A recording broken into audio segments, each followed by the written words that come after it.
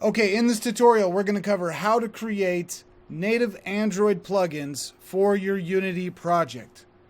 And those are files that'll go into the plugin/Android folder, and they'll either be a jar or a .aar. We can see that here on the Android library documentation page.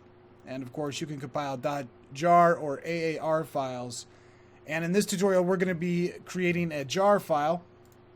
And for versions, we got Unity 2018 2.0b4.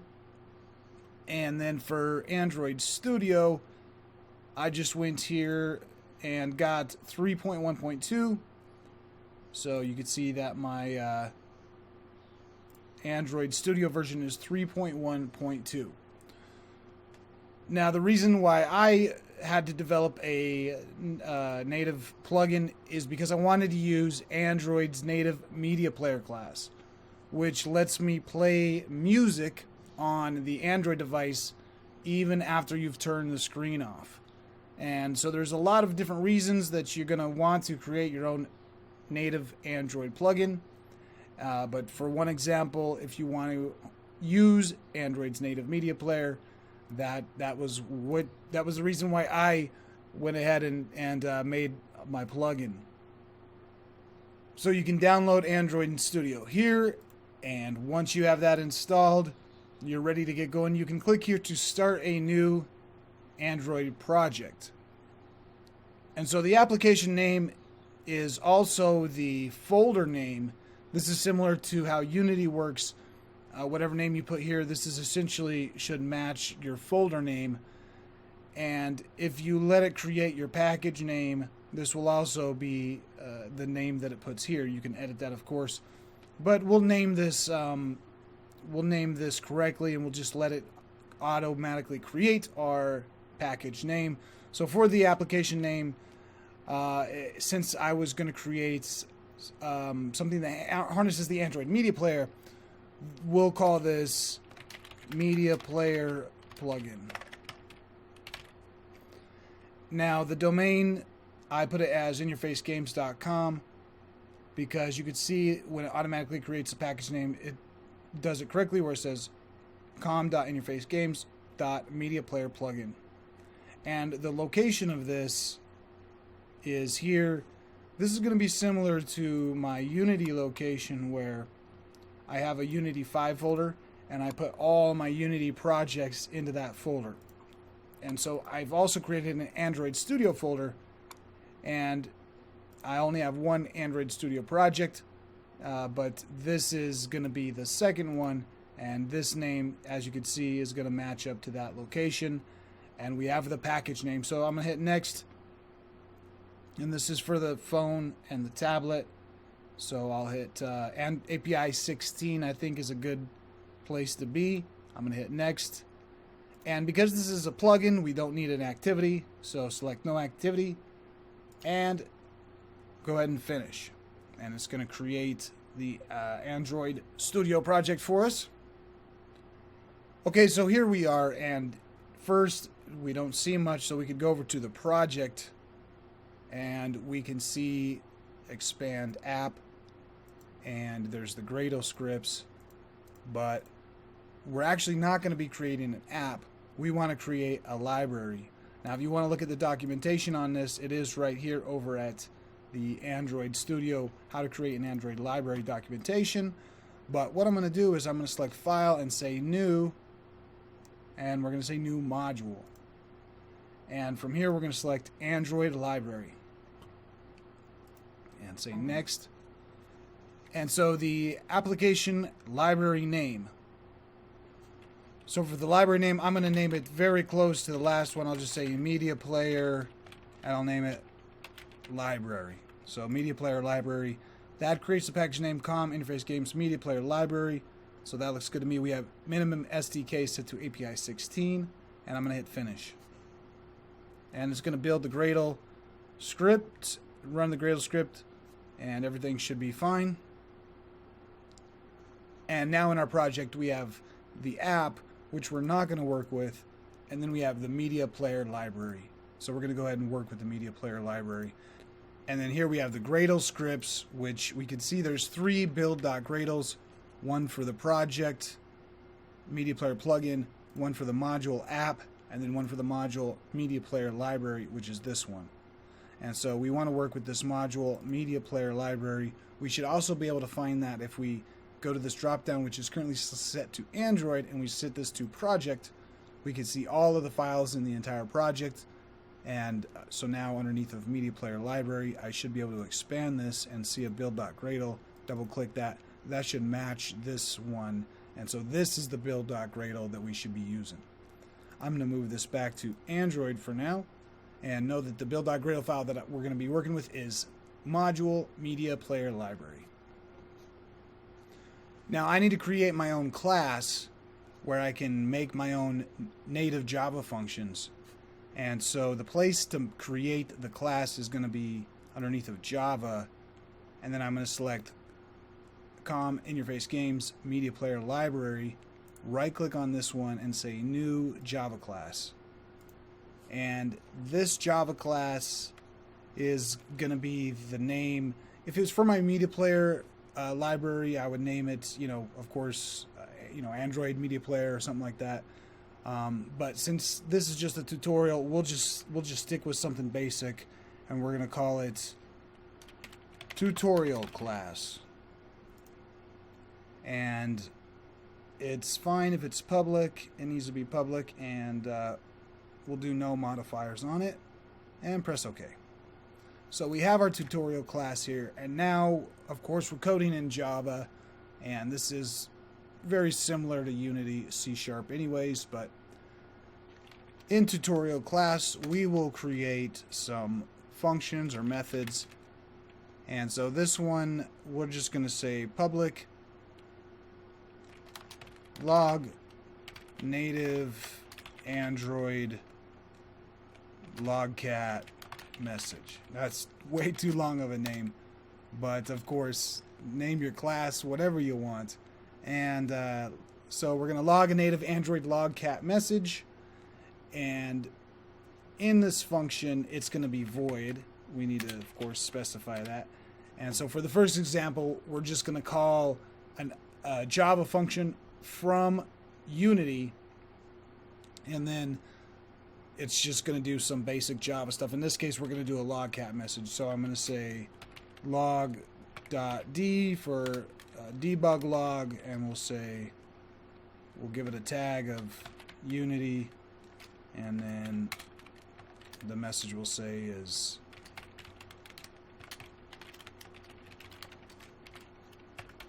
native logcat message. Okay, so we have our package here, and then our class, and we have a function, and it's going to log to logcat. So I'm ready to build the jar file, and so if I go to build, I can select make module media player library, and that's going to build the jar file. Now, depending on your version of Android Studio, is gonna affect where it's at. But if we go to our project folder, media player plugin, it's gonna be somewhere in here. So I'm just gonna do an asterisk.jar, and it should be called classes.jar. So I see it right here, and we could just right click on that and say open file location. So it's here at media player plugin, media player library, build, intermediates, packaged classes /debug. Again, depending on your Android Studio version, this could be somewhere else. So if you can't find it, do a search for it. And there it is. Here's the place where it's building it to. Now, this jar file needs to be imported into Unity, so I'm going to go ahead and create a new Unity project for us to work with. And we'll just do a plugin tutorial. And so we'll be working with brand new Unity project 2018-2.0. It's currently a beta version. And we need to create a folder called Android, and then create another subfolder called plugins. And then we need to import this jar file into the plugins folder. Alright, so we have a sample scene here that's here in scenes. I'm going to create a new folder, and this is going to be called plugins, and for the subfolder it is going to be Android. Okay, so in the Android folder is where we want to import the jar file. And if I want, I could just drag it in, grab it here and drag and drop. But then I would have to do it every single time I make a modification to the code here. And the better way to do it is to have Gradle copy this jar file over to our Unity project for us. Now, I'm no expert on Gradle scripting just yet, but this does work, so I'm going to copy it over and then go through the code line by line, and hopefully it makes sense. We need to modify the project folder. So if we go to, again, the build.gradle file, should be the module media player library. This one right here, let's go down to the bottom of it, and I'm going to paste this code that will be below in the description. So we have task export jar. The type is copy, so it's copying a file, and it's copying it from this location into this location. So for the from location, the root directory to Gradle is the project folder. That would be the project folder above media player library. So if you remember that the path where the classes.jar file was at, this version of Android Studio had put it into my project folder, and then my media player library, so my module folder, and then build, intermediates, package, classes. So because build.gradle, again, if we switch over to project, we can see that here's the media player library folder, and build.gradle is a child of that. So this is build.gradle's root folder, and we can see that build, of course, is going to be the first subfolder of that folder. And so in this case, we want build, intermediates, package, classes, debug. So build, intermediates, package, classes, debug, classes.jar. So this line is correct. And again, it's probably different for different versions. So make sure you get this line correct for where your classes jar file actually is. And then we want to copy it over into our Unity project folder, into the assets/plugin/Android. And we can't just paste in, C drive, Unity, whatever.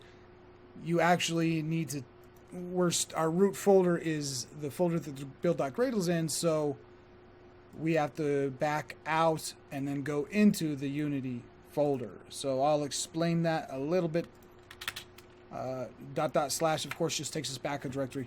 So right now we would be in this media player library folder because here's build.gradle. If I go //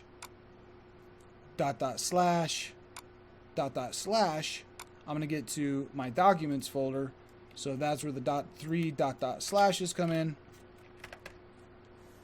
And then from there, I have a folder called Unity 5. And that's where I put all my Unity projects. This one was called plugin tutorial, so it's right here. So now that I've gone // 3 times, then I need to go to the Unity 5 folder. Then I need to go to plugin tutorial folder. So I'm going to modify that right here. And then from there, of course, it's the same assets/plugins/Android. And this is the location I want to copy that file into. And then it's going to rename the classes.jar to whatever we want to name our jar file. In this case, let's just call it, we'll just say media player plugin.jar. And then there's this task here, delete the old jar, type of delete the file, and it's going to delete the old jar. So we need to make sure that we have the folder the same here.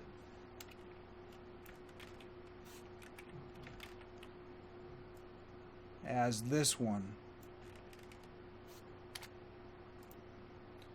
So it's going to go to the right Unity folder, delete the old jar file. There we go. And then it says here, export jar depends on delete old jar. So this depends on this one. And then we need to get it to automatically do this when we click make module. And again, I don't know the best way to do this. If you know a better way, please put down below in the comment. But the way that I've found to get that to work was to take this and put it right here. It says after evaluate, symbol debug, because it is assembling a debug jar, finalized by export jar. So it says Gradle's been changed, so I'm going to say sync now, and it's going to rebuild my Gradle, and I'm going to go to Unity here in the Android folder, and there is nothing there yet, but that's okay because we have not done a build. So now that our Gradle script should be complete, I'm going to click on build and say make module media player library. That should be very quick. If I take a peek at the Android folder, we could see that it did in fact move the jar file there. It's 2 kilobytes. And if I go to Unity, we could see that the jar file's here, and it's set to a native Android plugin. So we have the Android plugin here in Unity, and because of the Gradle script, if we make any modifications, then we just say build, make module media player library. It's automatically going to update this library jar file here in our Unity project, so we never have to worry about copying, pasting back and forth. The next thing we need to do is create an actual class that's going to create a Unity script that's going to call the Java class, call the Java function. So we got a new game object here. We'll just call it plugin script, and we need to create a new script here, and I'll just call the script plugin wrapper.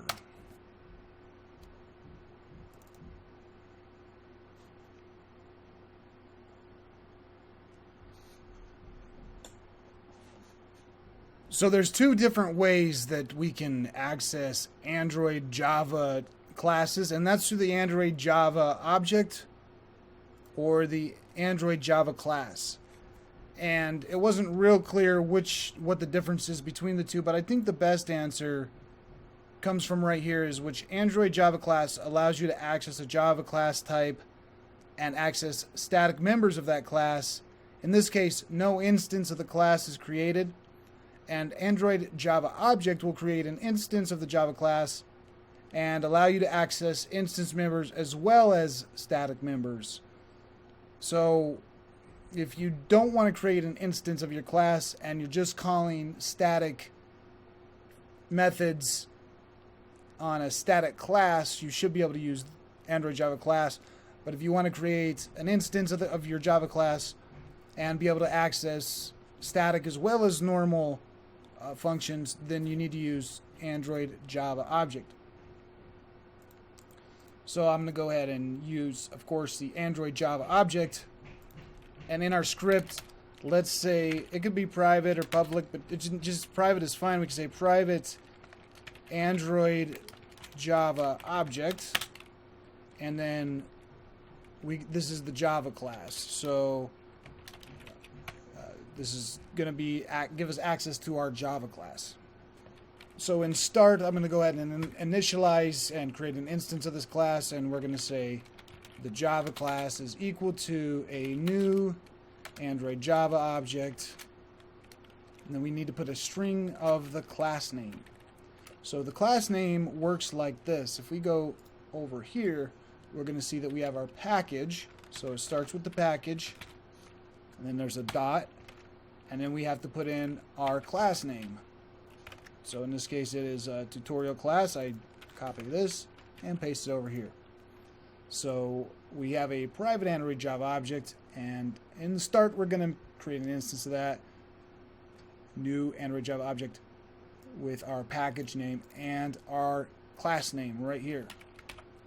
Now if we go back to the Unity documentation on the Android Java object, we're going to see that there is a call which lets you call a non-static method name which is going to return void. To call a method with a return type void, just use a regular call and then you put in your method name. Now of course my function I made is void and it's called log native Android logcat message. And so let's go back over to the start. Right after we've done this, we can say java class.call, and I'm going to paste in the name of that function. So if we were to set the build target to Android and make a build, let's take a look at logcat and see if we get this logcat message, so we know that Unity is calling our native function. So back here, we're going to set build settings, go over to Android and set switch platform. Our scene has already been added to the build settings, so I'm going to connect a Android device and do a build. I'm just going to use build and run. I like to make a folder called builds and a subfolder called Android. We'll just put our APK in there.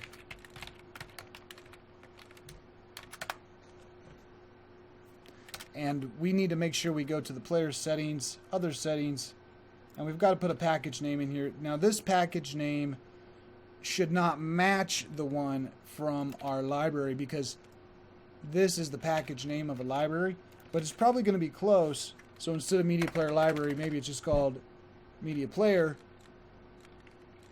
But in this case, we'll just call it tutorial app. All right, we're going to try to do another build and run and see what we get on the phone. Okay, it's copying the APK over, so I'm going to go over to Android and go to logcat so I can watch what's going on. Now, I had put a tag in here of Unity, so I'm going to go ahead and filter for Unity. And oh, I see it right here, native logcat message.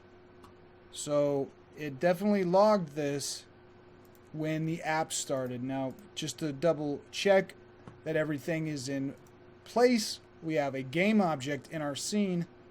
That game object has our Unity script on it we've called plugin wrapper. Plugin wrapper is calling our Java class. And just to verify that we have the Java class there, it's located in plugins, Android, and there is the jar. So with all of that in place, if I'm watching logcat, and this is only going to log one time, of course, which is going to be when the app starts. But if we go to logcat, we should be able to start the app up. And when the app starts, we should see that debug.log message. And there we go, native logcat message. So we are successfully compiling our jar file, moving it into the Unity project folder, and calling void functions in Java. There's only a couple things left to do, and that is to, instead of calling a void function, call a function that returns data, and also pass data from Unity over to Java by making a function which accepts parameters. So let's go ahead and do that now. Let's make a really similar function. It's going to be a void one, and it's going to be log a number sent from Unity. So this one's going to accept a integer, and we'll just call it number, and then we're going to do something with this number. In this case, let's just do another log.d, and we're going to do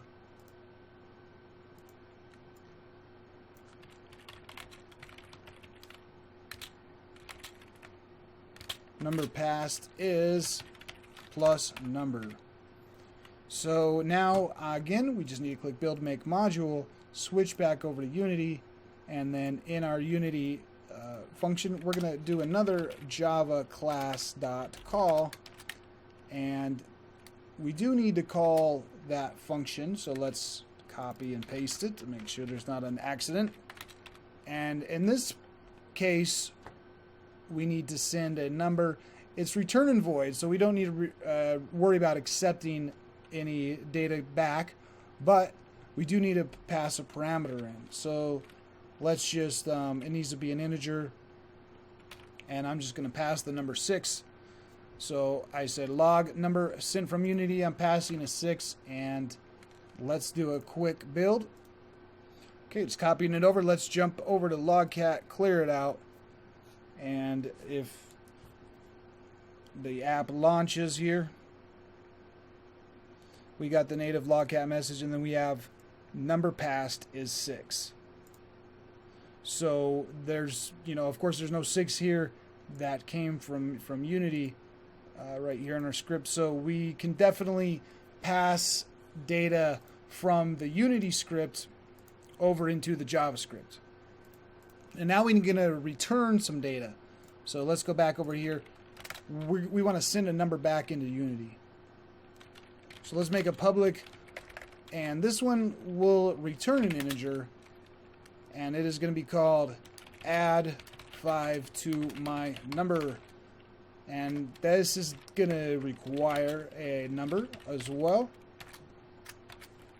and it's going to be quite a simple function. We're just going to add a 5 to it, so let's just say number is plus equals 5, and now we can return the number. Alright, so we need to be able to get a number back in Unity now with this function add 5 to my number. So I'm going to say build, make module, switch over to the Unity script, and now we've got a little bit of a problem because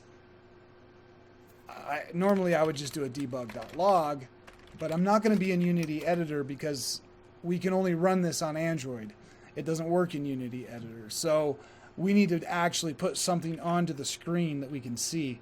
Probably the easiest way to do that is just throw a real quick UI panel up there, and we'll make sure that it's gonna, the canvas is gonna do a screen space overlay. That should work fine. And then on the canvas, we're gonna do, we'll just throw a number on here. So on the panel, we create a UI text, and then I just want to make sure this text is right in the middle of the screen. And by the way, my game view, I've set this to a new one. I've added it with this button. I've added it at 1080 by 1920, so I have a portrait.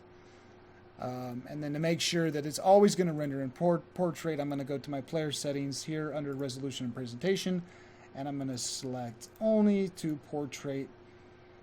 And because this is a simple app, I don't need a 32-bit display buffer, and we can disable the depth and stencil buffer. All right, so moving on, we've got this text down here. It's very small. Let's make it a lot bigger. Let's go in 800 by 100, and then the text size something like 64. We're going to center it, and now there's at least some text here on the screen. I'm making it even bigger. All right, so 1000 by 200, we got 120 font size, and it says new text. So on my plugin script, let's just create a real easy access to that by saying public text. And in order to call text, we're going to need to get unityengine.ui into there. All right, so we're going to say text and just call it my text. Let's go populate that really quickly in the inspector. It's right here. Select the text and drag that into my text. Okay. So now I can actually put something onto the text. I can say text dot, let's see, my text dot text is going to be equal to, and this is where we're going to get the number from the Java class. So I'm going to say Java class dot call. Now when you say call, you notice there's 4 kinds here. You can call it static methods, or you can call regular methods. So I'm just going to do regular, but it has the brackets because we need to know what type of return, and in this case it's going to return an integer. So now that I've told it what type of data to return, we can go ahead and put that class name in. And so that class name again is add 5 to my number. I'm going to paste that in here. And it also has a parameter. We need to pass a number into it. Let's just use 10. So when it comes back, we should have 15. And it doesn't like this because it tells me it can't convert from an integer to a string. So this whole thing is returning an integer. So that is not a string value. Let's see if we could just do a toString right there. And because the text obviously is wanting a string and not an integer. All right, so when we start it, we should see 15 on the screen. Let's do a build and run. And it's copying it over. I don't really need to watch logcat because it should just log the same 2 messages. But what should happen is I should get something happening on the screen here. Now, sure enough, I do need logcat to figure out why my app is crashing. And I think the reason why, you can see all the errors on the screen here. Okay, so I just had a really annoying bug I couldn't figure out. I thought I messed up on my code, but I didn't. What I had to do was go back to my player settings and turn on the 32-bit display buffer. So once I did that, it worked fine. So if you're having issues with 2018 beta and you've added a Unity UI, a default canvas, you probably need to have the 32-bit display buffer enabled. So anyways, back to the tutorial. What we had done was we had set the text on the UI to 10 plus 5. And so that means that we're going to have to call this function. We're calling this Java function from Unity. And Java is sending data back into Unity. So let's go ahead and start that app. And we can see what happens right here. Wait, we can't see it. It's too bright. I'm going to have to change there it is. Look it. Okay, you could see it. It says 15. I know it's backwards because I have to reverse my camera. But anyways, the Unity screen is logging 15. So this one is working. We have all 3 scenarios done. We could call void functions. We could call void functions and pass data into it. We can call functions that return data, and that data will be sent back into Unity. Now we're just going to look at one more thing, which is calling Unity functions from Java. But one thing that I need to do is I need to bring the Unity classes.jar file into my Android project. So this is going to depend on your version of Unity, but if I go to where my Unity is at C drive program files, it's at Unity Hub, and in Unity Hub you can go to local. Let's see, Unity Hub editor, and that's where it put the 2018-20 and then so this is your Unity installation folder. Go to the editor folder. There's a folder here called data. Now in the data, we're going to do a search for classes.jar. There is 4 of them. Whether you're doing an IL2 C++ or a mono, and what that means is right now it should be set to mono. Go to build settings, player settings, other settings, and we can see what the scripting backend is here. Here it is, scripting backend, and it's set to mono or to CPP. So if it's set to mono, you're going to want to get the mono. Might as well go with the release. You could use the development if you want to. But I'm going to copy this classes.jar file. And so copy that. And we're going to want to move it over into our media player library libs folder. So I'm going to right click on this and say show in Explorer and go libs. And we're going to paste it right here. So now we have the classes.jar from Unity in the libs folder in our media player library. And we also need to include this in our jar file. So let's go back to the Gradle script, and we're going to go to the export jar function. And when it says from here, we're going to say include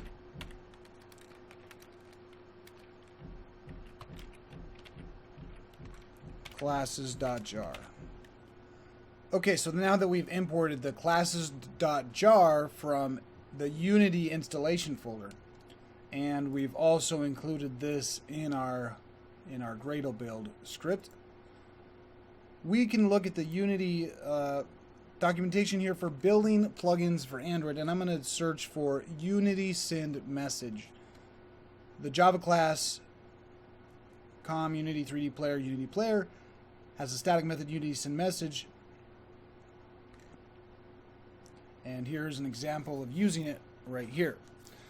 So let's go ahead and use this message from Java, and I'm going to make two functions here. I'm going to call public, I think they could be void, and I'm going to say do something A, and the other one's going to be called do something B. So we got two different functions here, and these are going to make calls to Unity functions. Both of these are, but they're going to make different calls, of course. And then we're going to go over to Unity and make something for these to do. So let me just go over here into the Unity script. I'm going to make two new functions. I'm going to say, let's see, we'll make a public void change text to A. Well, let's just change text to A, and that's going to set my text.text is equal to, we're just going to do A. And the same thing goes, of course, for the B function, we're going to have change the text to B. So it's going to set the text to B. And these are functions which are within Unity, and they're setting the text, of course, within this Unity script. And we want to use the JavaScript to call these two functions. So for do something A, we want to change text to A. So here we go, do something A. This means that we're going to need to call Unity Player. Okay, so I'm going to type Unity Player, and this will require you to import the com Unity 3 Player Unity Player, and if this import doesn't automatically populate itself, you can go to File, Settings, and then type Auto Import, go to Editor General Auto Import, and you can see the auto import section. You could say add on and ambiguous imports on the fly, and auto import in completion. So you make sure that it automatically brings in the imports the correct classes that it needs. So, but I want to use Unity Player, and just like from the Unity documentation, we want to use Unity Send Message. So it's Unity Player Unity Send Message. Now, how do you use this? Of course, we can see in the documentation, but what we could pass in is the game object. So the game object name,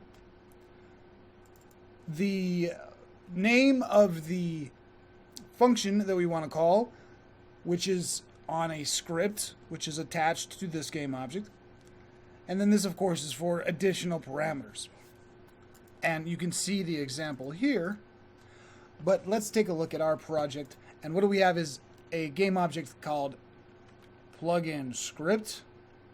And I'm going to rename it just for clarity. I'm going to say my game object. So I'm going to copy that. I'm going to go over to the Java. I'm going to paste that in. That's going to be the first argument, which needs to be a string. And I'm not sure what Android Studio is trying to do for me here, But let's try this one more time. Send message. So the first one is the name of the function, which is my game object. Okay, the second parameter should be the name of the function. So the name of the function that we're trying to call is do something A, but we called it changed text to A. And this one does not accept a parameter. So I believe here we'll just have to say null. And just to make things a little bit more interesting, let's do a string, and we'll add something else to it here. So we're going to pass in a string value, and we're going to do A plus value. That way we get a full tutorial here. So using the entire function here for Unity send message. But if you don't have a parameter, you can set it to null. But for here, we need to send in a string once more. So I'm just going to send in 1. So it should say A1. And for the other function, something B, we're going to do the same thing, except my game object change text to B. And I'm going to do that for, it's going to pass a 2 over. So it should say B2. And this needs a string value as well. Now the only thing we need to do is fire off these functions somehow. So that could be a Java, something happens in Java that it needs to fire these functions off. But in this case, we'll have to call them from Unity. So let's just say we're going to make a public void. We're going to say call A or B, and then this is going to take a string value, and then we're going to say if value is equal to A, then we want to do something A, and of course the only other, well, in any other case, we're just going to go ahead and do something B. And I'm going to call this call A or B from Unity. Okay, so over here, back in Unity, we're going to make a new public void, and we're going to say call a Java function. And the Java function we're calling is call A or B. So we're going to call a Java function here.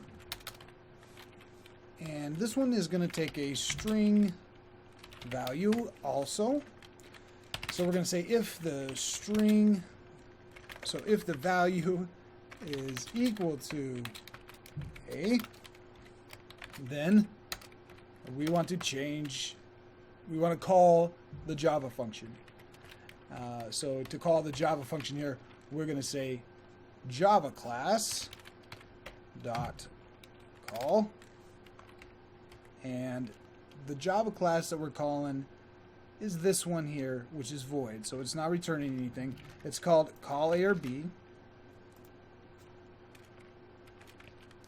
and it does need to pass a string with it, and this needs to be a string.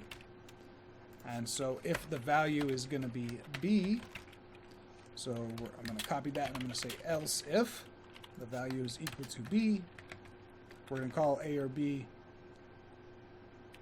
Well, it doesn't matter. Either way, we're just going to do Java class.call A or B with the value that we're passing. So there we go.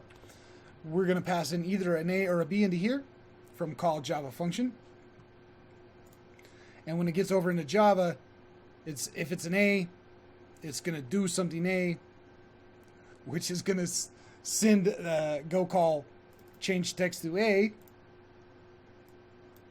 which is a Unity function. And of course, if it's a B, it's going to end up calling this one. So this is a little bit messy and unnecessary. unnecessary, I guess. And but I guess it's a good example maybe for the tutorial, because I'm calling from Unity over to Java, and then Java's calling back into Unity all at once. So now we just need to call this function, call Java function, and either pass an A or B to it. I think the best way to do that is just to use a button really quick. So I'm going to say UI button. Normally I would not scale, I would actually set its size correctly, but for the purposes of this tutorial, let me just scale it up to 5. And then on click, we're going to say my game object, and plugin wrapper is the function we want to call Java function. It takes a string, either A or B. The one on the top will do A, so that means that we'll just go to this text and say, let us know that that's button A. Let me Control D to duplicate this button, and we're going to just set the text to B. And if we look at here, we can say call Java function and pass B. So if I click this button up here, it's going to do call Java function and pass an A. And if I click this function here, it's going to call Java function and pass a B. What will happen is Java function is going to have this A or B value. It's going to say Java class.call, call A or B with the value. So over here in Java, this function is going to get called, and either the A or B is going to be coming in here. If it's an A, it's going to say do something A, which is going to say send a message to Unity to the my game object. Look on him for a script that has a function called change text to A, and pass a string 1 to it. Back into Unity, change text to A gets called with a string of 1, and my text.text gets set to A1. And the same should happen for the bottom button B. It should be set to B2, because we've set the 2 variable here, so it should set B2 if we hit the bottom button.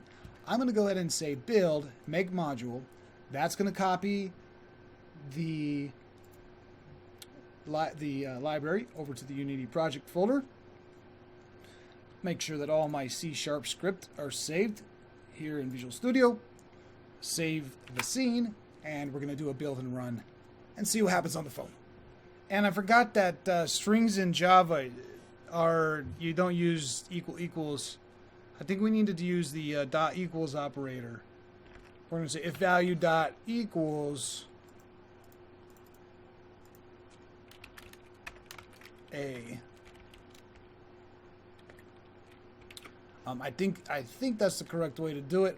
I haven't done Java development for quite a while, but I'm going to rebuild the library file, build this out to Android, and see what we got. Okay, that was it. So now when I press the top button, it says A1, and when I press the bottom button, it says B2. I'll go ahead and show that. Try to show that here on the bottom. On the top button, you can see that it says, let's see, push the top button, A1, and then if you push the bottom button here, push the bottom button. If I can find, there it is. It says B2. So that should cover the full tutorial for, I guess, how to make your own Android plugin, because we've covered all the different types of method calling, whether you want to call Java functions from Unity or whether you want to call Unity functions from Java, and whether you're going to pass data with it or whether it's null, whether it needs to return data. So I hope this tutorial helped out. If it does, give it a like and subscribe for more Unity and game dev videos. Got some more stuff coming up and some new games coming out. So thanks for watching. See you guys in the next video.